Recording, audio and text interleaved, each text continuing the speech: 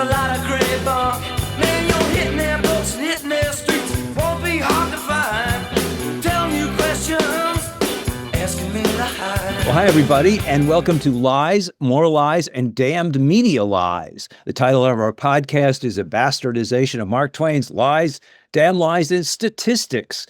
We'll look at the sins of omission and commission of today's print, television, and digital media, in the line not only of Twain, but also A.J. Liebling, Alexander Colburn, and Beavis and Butthead.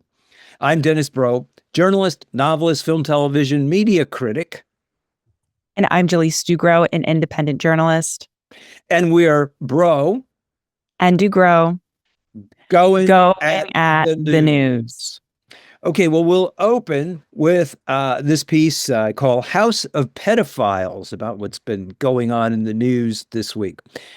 The House of Trumpgaryan, accused of tarrying with Lord Epstein and his underage abused maids from the far reaches of the kingdom, suffered a minor setback last week, but at week's end, King's Landing was intact, not only because the House pulled up the drawbridge, but also because the lords of the other manors, the houses of Shoemister and Hakeem Stark, though seemingly incensed with the horror of it all, pulled up to the castle and, after launching a few salvos, tactically withdrew, leaving the castle intact. The managing of the Epstein story is a thing to behold, not only in the House hearing about the cover-up effectuated by Attorney General Pam Bondi, but also by the complicity of the corporate media, which takes this story so far but no further, following the lead of the Democrats, whose grilling of Bondi was great theater. That is, as my 10th grade social studies teacher, Mr. Perone, used to say, it generated more heat than light. Everyone was outraged at Bondi's conduct, including her pre-hearing Trumpian blurting out of the truth that if the entire files were released, the whole system would collapse. But the Democrats were content for the most part to score points rather than to mount a serious challenge that would take Bondi's statement into account. After all, they're part of the kingdom too. It's telling that in Norway, the former head of the government is arrested for delivering through Epstein state secrets to a foreign government, and now sits in the dock, along with Britain's Prince Andrew, keeping him company in a British gaol, with the police having raided both houses and confiscated boxes of files, searching for proof of their complicity. That is unusual, though, as in the rest of the West, no one, as usual, is going to jail. The worst that has happened to those highly implicated in an underage sex ring that most likely was also a blackmail ring involving the West's major political, financial, entertainment, and digital leaders is some embarrassment and some job loss, including British Ambassador to the U.S. Peter Mandelson and in L.A. Casey Wasserman, whose agency Wasserman Music is listed as the second most influential in Hollywood. However, Wasserman only stepped down because his artist threatened him, and though under pressure, he maintains his position as chair of the L.A. 2028 Olympics. Just as in the 2008 banking crisis, where clear fraud was established, no banker went to jail except the odd man out, sacrificed to save the rest, Bernie Madoff.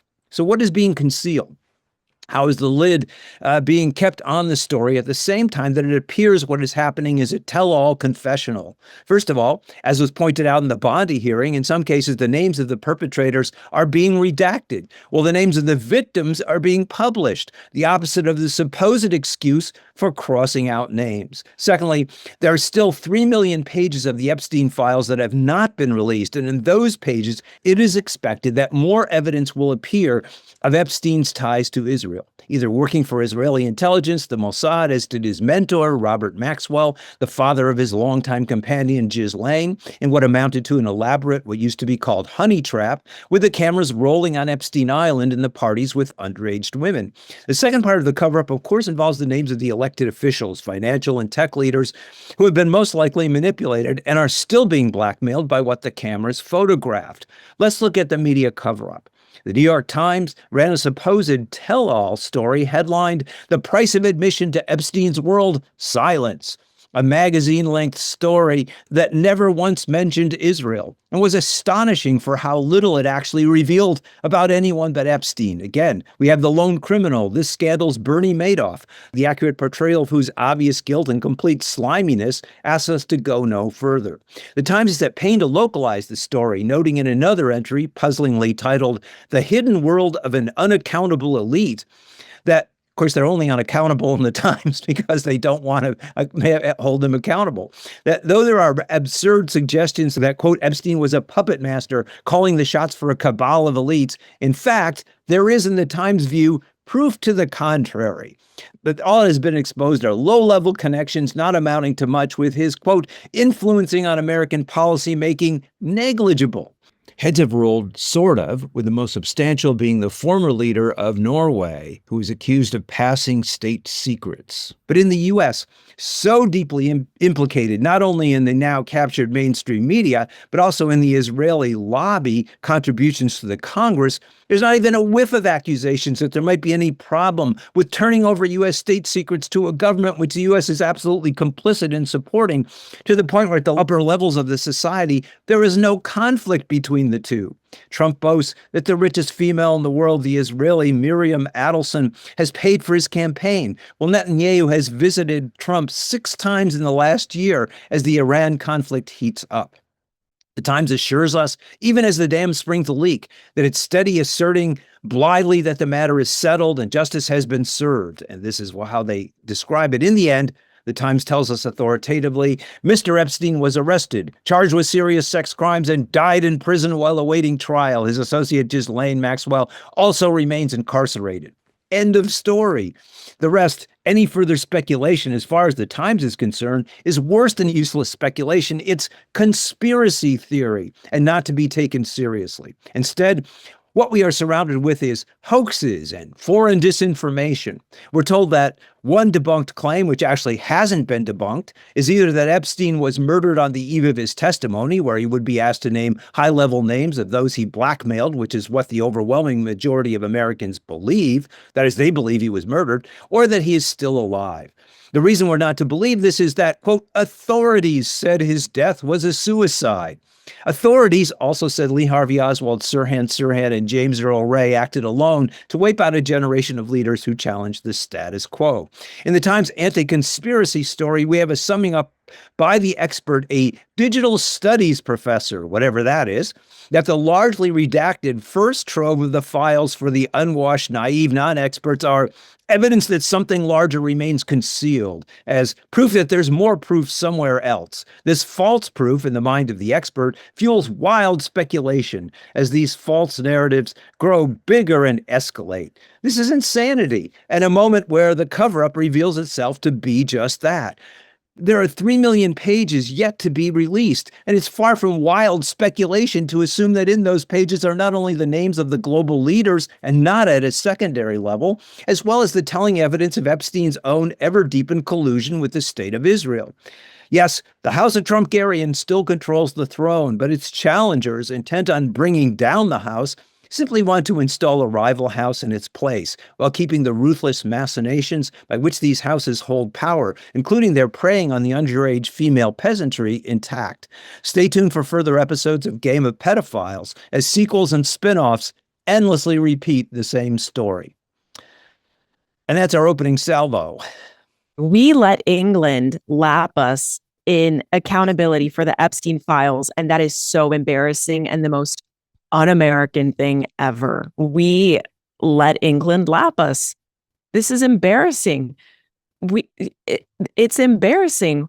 We have so many officials in political office in the United States that have been implicated, one, which warrants an investigation in and of itself, okay? Just in and of itself, an investigation. Let's just see some movement on that. Nothing. Our very own president, who was not only implicated, multiple testimonies have come out about him, not even in the Epstein files. I mean, he has a history of, sexual violence against women and being accused of these things. Let's not forget. I think he appears 1,000 times in the files so far. Yes. And I'm sure, 3 million documents, redacted, 3 million redacted documents. That's a lot to go through. I'm willing to bet there are some stones unturned that have been unturned, that we just haven't read yet.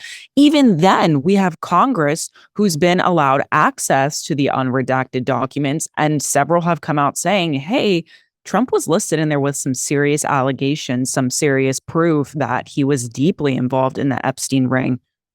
And we're just not, the public is not angry enough. We're not doing enough. But then again, I don't really blame us because this is a ring so high up on the pyramid of power that it's kind of like we can't do anything.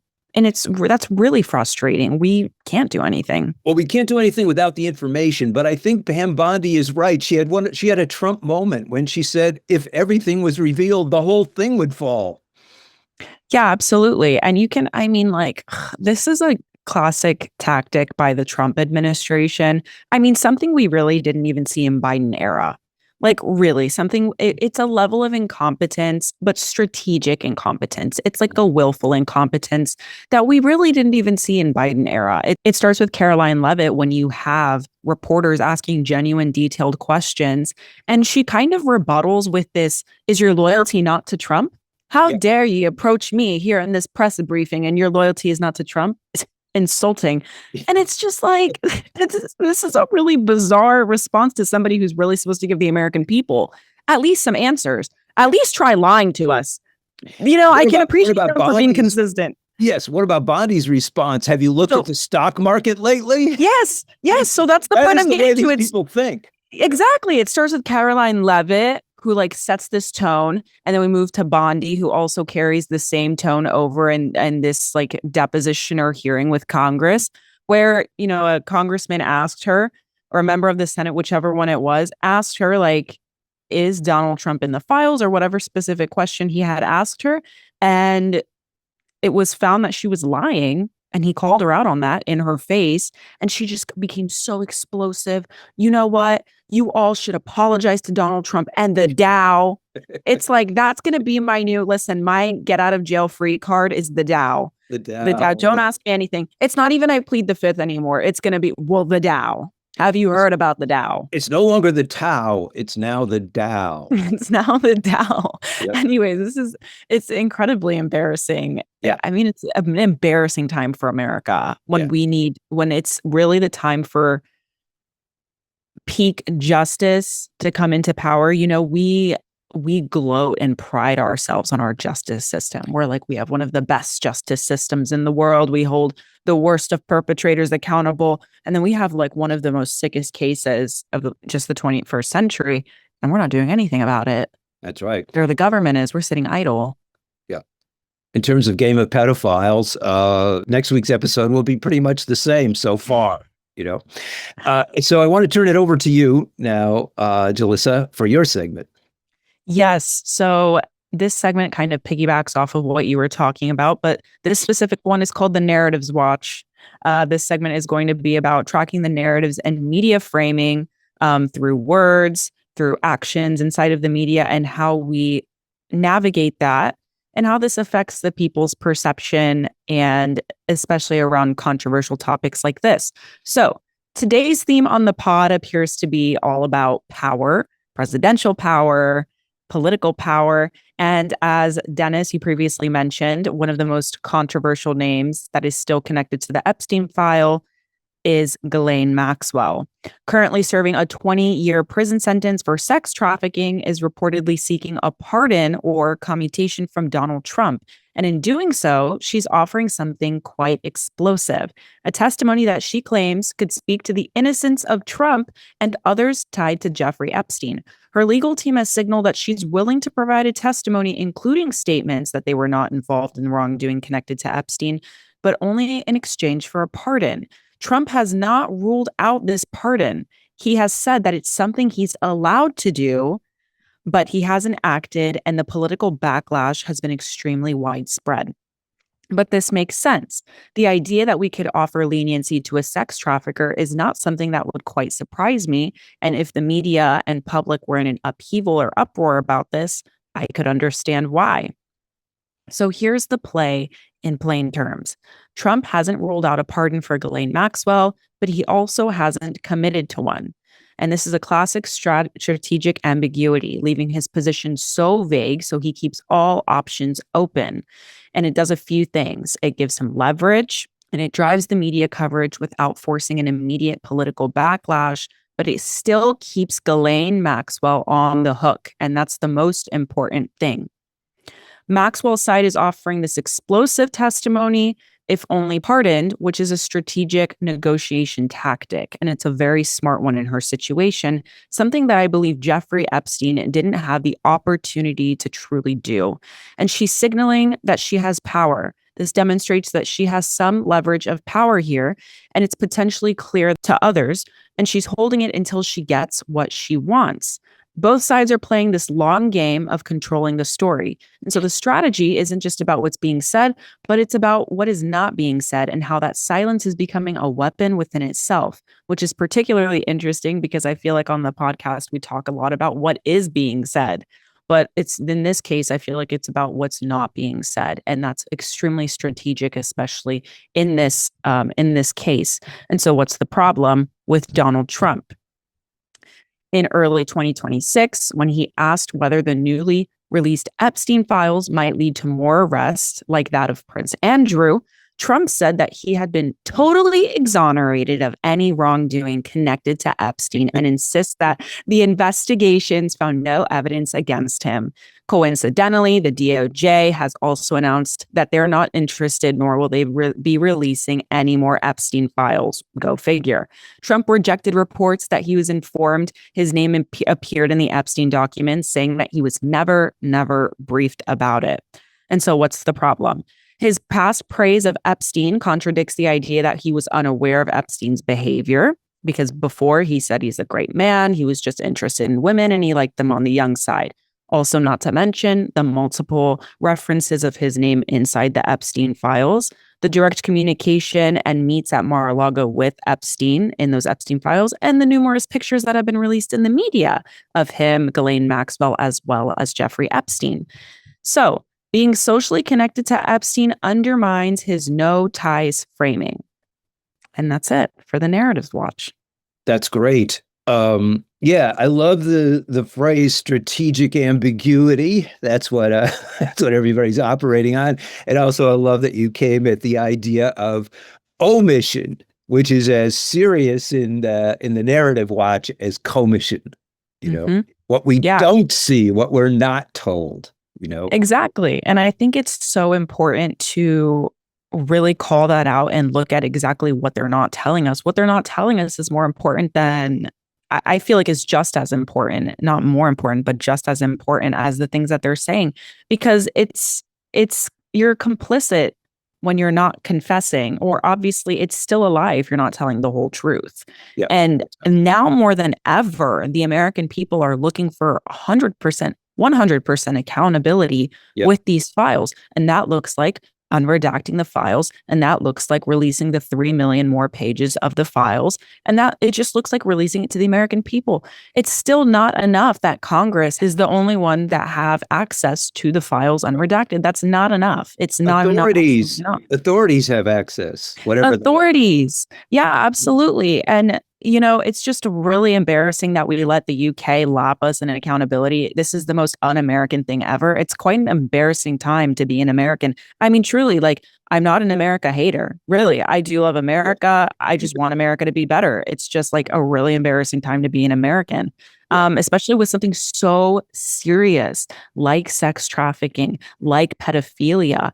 And the fact that we have a president who's not even willing to give a strong statement that he can stand behind confidently. He's more worried about absolving himself. And I think that is very telling, because the proof is in the pudding. Release the files if you're not scared. Yes. I'm like, you know, if I wasn't implicit or complicit, I wouldn't be afraid to release any files. But it's really sad that we have a president who's not willing to give a strong statement he can stand behind and, you know, at least do something about it. Yeah.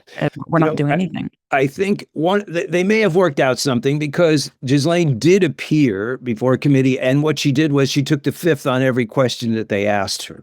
Yes. So can she then be pardoned? Or maybe it was that, okay, you know, somebody who does a really good comedy column, you know, the night before she was at Pierce said, it's too bad about Ghislaine's suicide. we really liked her, and now she's dead, you know, because of course that's what happened to Epstein. But the other thing is, so we don't know what's going to happen, you know. By the way, this is going on in Israel right now. Netanyahu is asking to be pardoned. by the president. But the president said, look, you haven't been convicted of anything yet. I'm going to go by the rule of law. You can't be pardoned until you're convicted. So until she says something, can she really be pardoned? Well, she's in jail, so she could be. But the other thing is, Ghislaine would not be necessary if the actual victims could testify and were free of being sued. If they were granted immunity to testify, they could tell the truth, and they're all ready to, but they aren't. And if we unredacted the files, we wouldn't really need Ghislaine. This is her get out of jail free card, which is extremely convenient. And she did at her deposition plead the fifth to every extremely valuable question because they were very good questions. They were very good questions, and she denied every single one.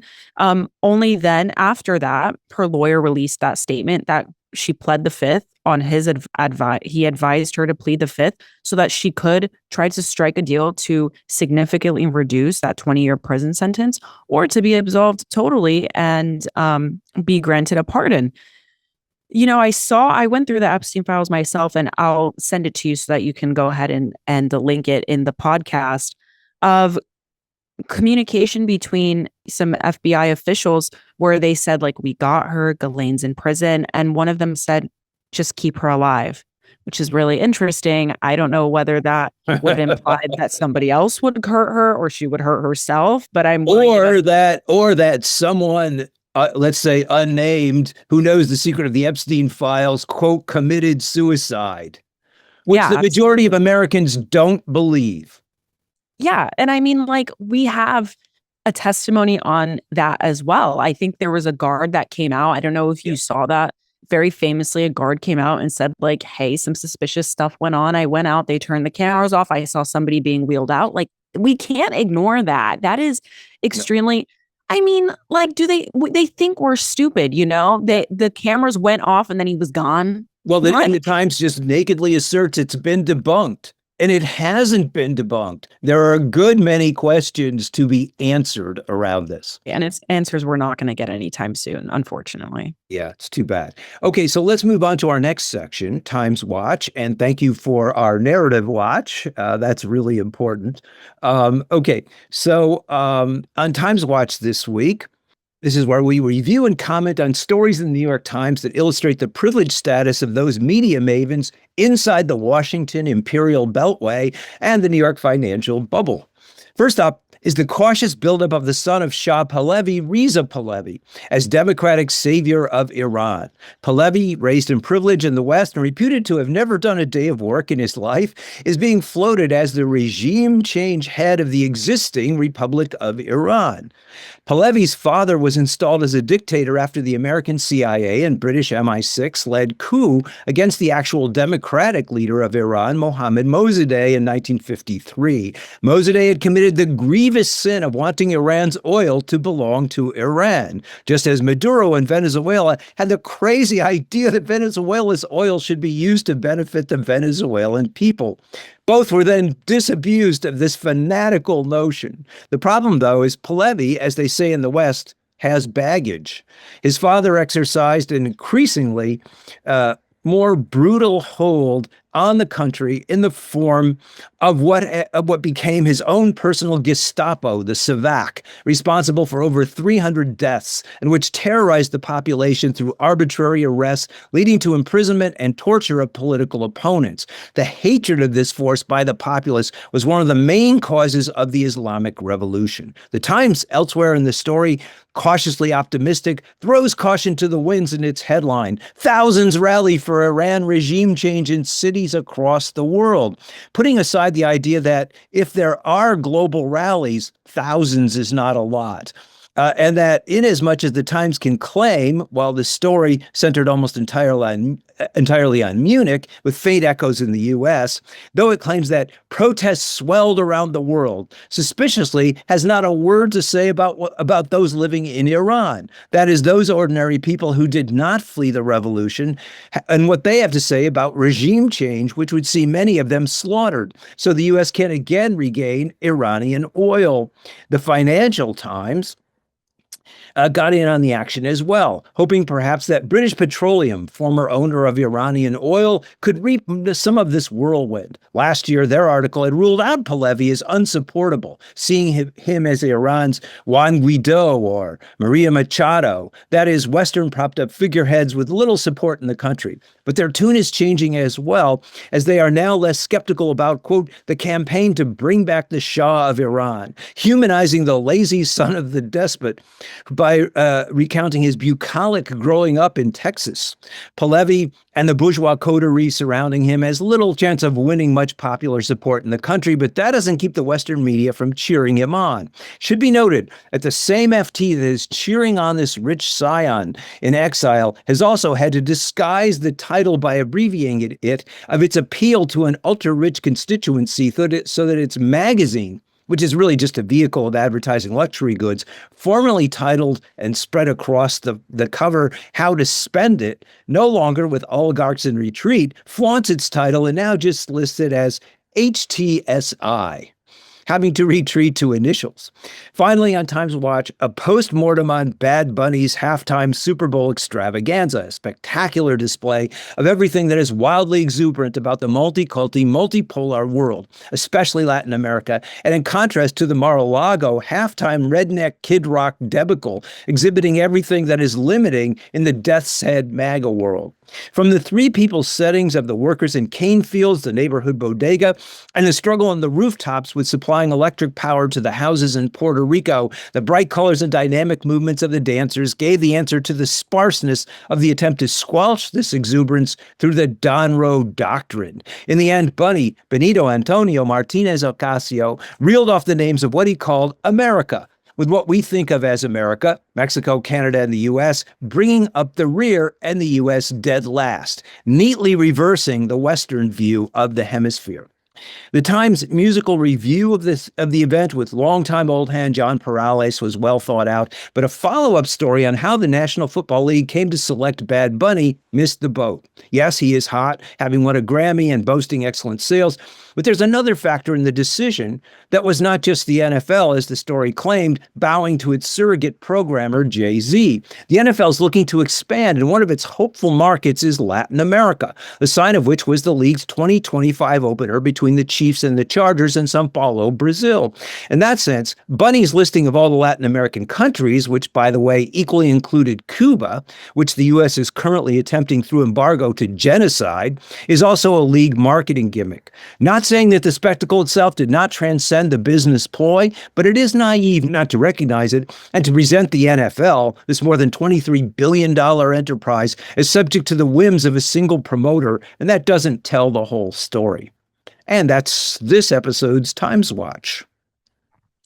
Really interesting when we're talking about the part about the Shah of Iran and wanting to take over, rule over Iran again, which is definitely engineered by the United States, and it's extremely clear of such. I mean, even historically, through like UK and United States intervention, we instilled the Shah. And we even, all of these tensions with Iran now, it's just kind of ironic. We actually gave Iran a start to their nuclear program. And it's just really interesting that through our own unraveling, now like we're at odds and ends. And it's just really interesting when you look at the timeline of everything. Anyways, I think let me just given what we're talking about Epstein, it's a little hard to tell whether Trump's massing of the troops to attack Iran is the cover up for the Epstein files or whether the Epstein files are the cover for attacking Iran. That's a really interesting point. Vice versa. Either could be true no matter which way it goes. That's actually a really interesting point. They could potentially cover themselves up, cover each other up. And I think this is a really interesting tactic to overwhelm people in general, because I mean, even myself just tracking it as a journalist, like it's so overwhelming emotionally, psychologically, like I can't even keep track because we keep going back and forth with diplomatic meetings for the nuclear program. And then it's like, we're going to release the files. We're not going to release the files. And I'm like, hold on here, because both of them deeply affect Americans, but not even that. The Iranians, who I've seen so many opinions from Iranians, right? Like I've seen many that are like, no, I don't want any change. And there are some that are like, yes, I don't want to be ruled this way anymore. And we want change. But all across the board, they don't want, and it shouldn't come from the United States. That is for them to deal with, right? The same way in Venezuela. That has nothing to do with us. Choose whoever you want, because I'm willing to bet when you choose that, it'll last longer and you'll be happier. We don't understand that. We don't know how to not intervene. Exactly. Yes. We never met a war we didn't like. As Oh my Lindsey God, yeah. Graham says every week.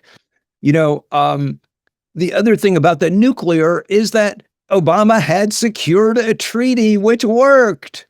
Trump came in and disrupted it, and now is in talks about the Iranian nuclear program, which, you know, the Iranians agreed to test to monitoring, which Israel, which definitely has the bomb, does not.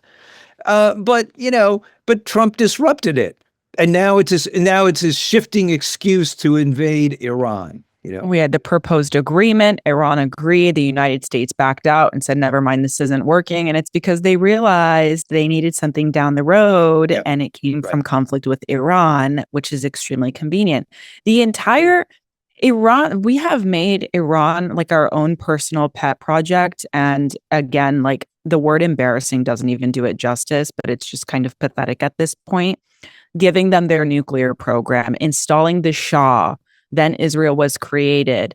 Then they overthrew the Shah. Now we have problems with the ties between Israel and Iran are completely severed, because we don't have our own appointed monarchist in there that's working basically for the United States in the Middle East.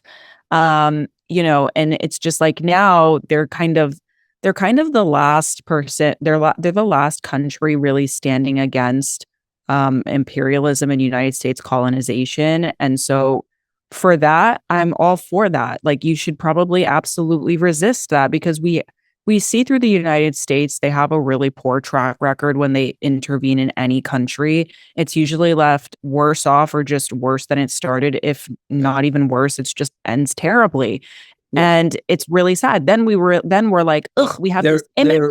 The regime destroyers, but they are never regime builders afterwards. Yeah, we are arsonists and we love to pretend to be the firefighter. Yep. And not many people understand this. And then at the same time, and I mean this globally for immigrants from all across the world, then we have immigrants in America and we're like, ugh, like, why do we have all these immigrants? And it's like, these immigrants are here because we're there. Yeah. We're arsonists. We set the thing on. On fire. Then we come put out the fire, and what's left? A charred, ruined building, and we just walk away. And then we walk away, and then we don't understand why they're looking for better opportunities, or why they're trying to provide for their families, and we're like, ooh, get out of our country, like. It's just really embarrassing. It's truly an embarrassing time for America. It is really, yes. Also, on the note of Bad Bunny, also really interesting that. From just like a really like from a messaging standpoint of how the United States responded to Bad Bunny performing at the Super Bowl because his performance was going to be in Spanish. It's like, I thought that this was like the melting pot of America. I thought we were proud to embrace other cultures. Like I really thought that this is what we were about. I thought we were all about, learning languages, and we have food from everywhere, and we have so many cultures and religions, and we accept we love everyone. And then it's like, oh, I see. The racism is coming out with this administration, which is clearly evident also in their targeting and messaging with ICE raids and, these ICE operations across the United States. And I think that having, a performer that only spoke Spanish kind of went against what they're against. Mm-hmm. It wasn't exactly what they were totally for. But I mean, with this, then they countered that with their All-American Super Bowl halftime show, which the ratings were extremely poor. Did you watch that? I saw some clips and it was really disgusting. It was a concert you did. It was the concert of the year that you did not want to be at. Exactly. Like, And it's I don't know if you know or not, but Kid Rock then arranged a tour to take advantage of this thing, right? And the bands started dropping out. They had to cancel South Carolina because so many bands dropped out. They don't want to be associated with him anymore. yeah, I saw that because These are you know redneck what? bands. Yeah, absolutely. And like I've personally I know everything is political. Like I mean it really is if we think about it, it is political. But when I look at the Super Bowl, I'm like, "Oh, this is fun." Like it's fun. People are performing, like Shakira performed, like I think at one point Katy Perry performed and I'm like, "This is fun." Like cool. And it's like theirs was just political and bias written all over it. It was very spiteful. It was in response to Yep, just like, I that's why. hate you and I hate that you're speaking Spanish. And for that, I'm going to make a really cruddy alternative halftime show. And you're right. So many bands dropped out because, and I think one released a statement, I'll try to find it, that said, we don't associate with the messaging or mission that you guys are making this entire halftime show about. Because yeah, it wasn't for like, hey, like that's cool if you also want to watch this. We have like our own like it wasn't even about that. It was just a counterintuitive, spiteful halftime show that was rated really poorly. Yeah. Nobody liked it. And I think Nobody even watched it. yeah, and I think even I watched it. Is that what you said? No, I said nobody watched it. Nobody watched it. And I think even a commentator on Fox News was like, he did good. And I was like, if Fox News is telling you like you kind of did good, like you guys are kind of failing really badly. Yeah. Fox News is saying you did it pretty okay. I just said one way of reducing it is hate versus love. I mean, the most Yeah, basic, and absolutely. love triumphed. And Love, the other thing love is, triumphs. as a comedian said, what's the worst that could happen? You could learn a few words in Spanish. Oh, Yeah, and the other thing is, there are many studies that say in the next 4 years, by 2030, the majority of Americans, the majority language spoken in America will be Spanish. I think that's a good thing. I Get think ready we for have. it. Yeah, absolutely. And I think like it's something we can't, I mean, America historically is built on the backs of indigenous and native peoples, and as well as Hispanics. That's just true. We came here, we And uprooted Chinese. and Chinese. Like this is what America. This is what America originally was and what it was founded on. This is the culture that it was founded on. We came and just made it inherently American, and we were like, no, this is a Christian white nation. But I think like we have nationalists that are truly afraid um of that fact that you just told me about speaking Spanish in the near future. But it's just really like it's kind of like AI, like just embrace it because it really is the future. Yeah. And it's like it's going to be like a superpower. And I don't think there's anything wrong with that. And I mean, to the point that I made earlier, it's extremely contradictory and this double standard that it's like we love immigrants, then we hate immigrants, then we want to deport them, then we're like all about inclusivity, and then it's like, hey, for my political gain, I'm not really a fan that he speaks Spanish. And it's just this like really, it's just this back and forth thing that we use this community as pawns. We really do. It's true. Yeah. Yeah. And, Bad Bunny is that community speaking back, but in a great way and saying, look at the vibrancy of this community. You would do better to embrace it. Absolutely. And also, on a closing note, can we just say, not that Puerto Ricans want to be a part of the United States because I'm Puerto Rican. My family was born in Puerto Rico. Like I'm fully Puerto Rican and also Cuban. We can get into Cuba next pod. So this is really interesting. Yeah. But not that Puerto Ricans were colonized by the United States. But also, it's a Commonwealth of the United States, guys. Like, he is a U.S. citizen. Why are we right? Like, what is this rhetoric around that it's like he's a dirty immigrant and he's just not one of us? It's like, buddy, he has an American citizenship. Yeah. Yeah. Like, what do you mean? So, I mean, Stupid much? Yeah. Stupid much for real. Like, that's really the only way to put it. Like, are you stupid? Because this is a fact. He's American. And if he's an American, embrace your fellow American. Yep. Yep. Okay, we'll move on. So I want to talk about, in our concluding segment, 2 television series. And this review is called Your TV is Helping the Police Watch You. On our last episode, Jalissa recounted in some detail the increasing state violence and violation of the right to protest in Minneapolis, Los Angeles, and other places. This week, to end the show, we're going to take a look at 2 TV series that are perky and gleeful about violation of rights. The American series High Potential and the Australian series Blue Murder Motel feature ordinary citizens. In the first, a housewife, office cleaner. In the second, 2 owners of a motel trampling the rights of the accused, all in a cutesy-light atmosphere where the hilarity never stops. That is, unless you're the victim of the characters in either of these series.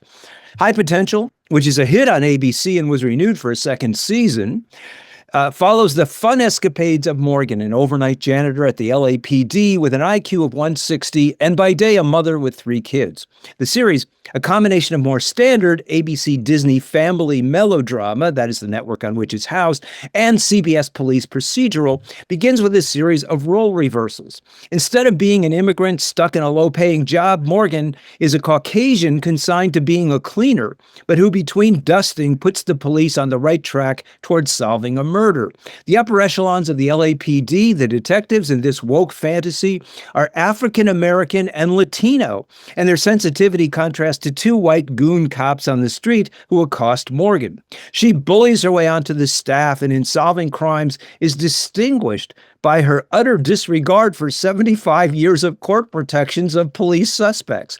She paused through a biologist's office in an illegal search as the police detective is talking to her. She then more brazenly steals a letter from the same office by breaking and entering a safe because she figures out the combination. And finally, in an interrogation, she wants to play the bad cop, coming down more violently on the suspect. That is, this is Desperate Housewives meets CSI, even employing the CSI flashbacks of suspects as Morgan tells their story, not as murderers, but as enjoying a Waterworld ride. Morgan describes her flaunting of citizens' rights as her rebelliousness, and in the end, we all have a laugh at her walking all over the Constitution. What could be funnier? And she does it for a good cause, to save a woman the suspects have kidnapped. It's Me Too, enlisted under the authoritarian sign of Joe Friday's Dragnet.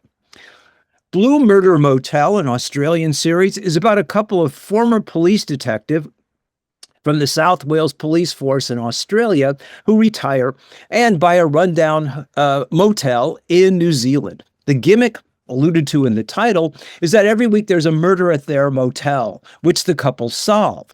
The way Peter and Vanessa Coleman solve these crimes is, as in High Potential, by using their status as civilians to spy on and trample over the rights of their guests at the motel. In this combination of romantic comedy and detective series, Vanessa especially is the more aggressive, grabbing hold of one guest's arms and twisting it to stop a verbal confrontation that even Peter, her husband, thinks is too much on her part. She later breaks into the room of a suspect couple and steals the woman's lipstick to be used later as evidence against her. Peter, standing guard, calls to warn her the other couple is outside, putting us, the viewers, in the position of sympathizing with her breaking and entering and hoping she gets away with it. Later, Peter, in unclogging the suspect couple's drain, finds the missing piece of evidence that seals their guilt, and he suggests they simply install cameras in the rooms to spy on all their guests, which Vanessa resists because it will kill the fun vibe. The pilot ends with the 2 dancing under a disco ball, highlighting their romance, which is enhanced by their combined flaunting the law. In our modern police state, this is called a romantic interlude.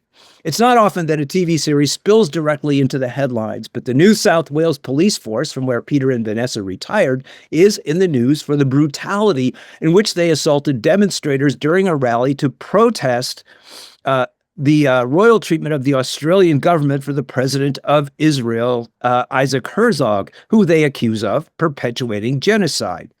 Even the Australian mainstream media, describing the protesters as being punched, pushed, and arrested, questioned whether this was excessive use of force. Though it's interesting to note that ABC, the Australian broadcasting company, there on the ground, ran with this story questioning the police, while the BBC, the British broadcasting company, in their story defended the police, drawing attention instead to what they called protest violence. We also have the LAPD Morgansforce accused of violent treatment of ICE protesters, with a woman just recently shot in the face by police. These two series then make light of ongoing violence as protesters ramp up dissent against governments which are becoming increasingly hostile and belligerent, and they do it in a way that makes police flaunting of rights fun. After all, to demand the police honor the rights of protesters, as we all know, is for the police killing their vibe. Though the problem, of course, is what constitutes their vibe. And love that last sentence. Though the problem, of course, is what constitutes their vibe. Love that last sentence. Yes. Incredible. Yeah, I think these things are really, it's really good to point them out. And I think they're sinister, actually, you know? They slowly seep through the public consciousness, and they make violation of rights kind of cool.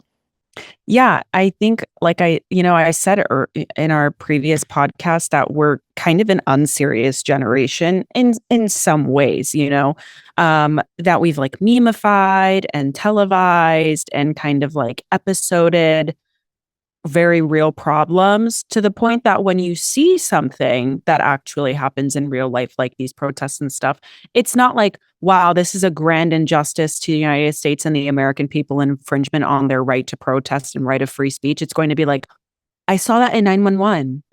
Oh my gosh, I think I saw this episode in Criminal Minds. And it's like, right. Girl, like that's not what this is about. Why are we soft launching that these things are okay? I know it's also really interesting, obviously, the framing between ABC and BBC, but it's obviously because, I mean, we know, the backers, but also the like overwhelming agenda behind each of those. They're not like too far off from each other, but I can understand the distinct difference in like the neutral language versus the biased language towards one side. But even then, I think they couldn't get away with it on the ABC because people could see the violence in front of them, but on the BBC, well, who knows, in Britain.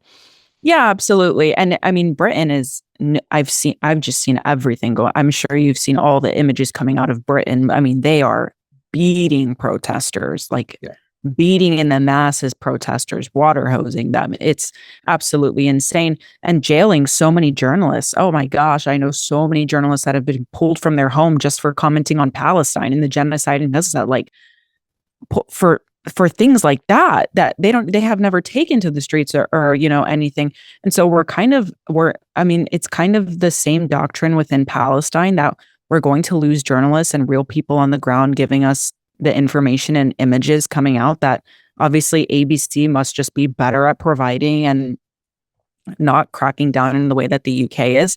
I don't even know if cracking down is like an appropriate term for the UK. It makes it sound like they're warranted in their cracking down, but it's just not. It's an infringement. Yeah. Yes, it's true. Yeah. I mean, it's just horrendous the way this does, as we said, seep into the consciousness, as you said, wow, this is just an episode of CSI in front of my eyes. Yeah, exactly. And so it becomes not real to us. And I think that this is this plays into the larger tactic of desensitizing the populace, to the point that we get comfortable watching it on TV. Looking at police violence on TV. Then it becomes a movie. Then it's just an industry. Then it's like my favorite actor plays that cop. When we kind of like ignore the real systematic problem here and these institutions that perpetuate this violence. And so, yeah, I mean, I would totally agree with you. It seeps into the conscience. And I just think it's a broader tactic to desensitize us and kind of exhaust us. Yeah, and just to give a little history in the media, this it's always been there since the 50s, the McCarthy period.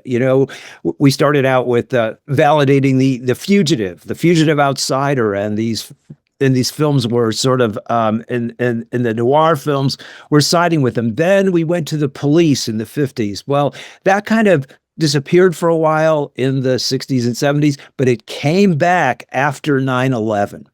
After 9/11, there was this whole thing on television where everything, especially on CBS, had to be the police, had to be some sort of validation of the police. And it started looking like the 1950s again,